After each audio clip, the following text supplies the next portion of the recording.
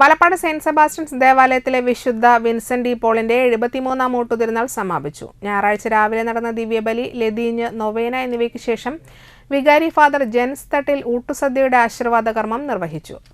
10:30 നടന്ന ആഘോഷമായ തിരുനാൾ ദിവ്യബലിക്ക് ഫാദർ ബിജു പാണേങ്ങാടൻ മുഖ്യ കാർമ്മികനായി. രാവിലെ 8-ന് ആരംഭിച്ച ഊട്ട് ഉച്ചയ്ക്ക് 2 വരെ നീണ്ടുനിന്നു. എടമട്ടം ആൽഫ പാലിയേറ്റീവ് കെയറിലേക്കും അന്നദാനം നടത്തി.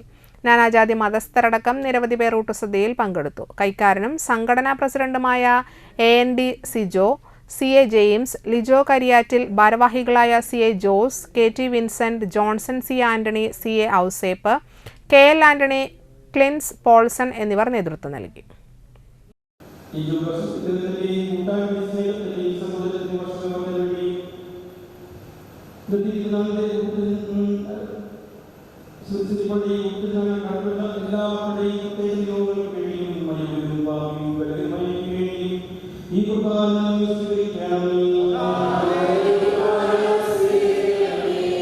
Sri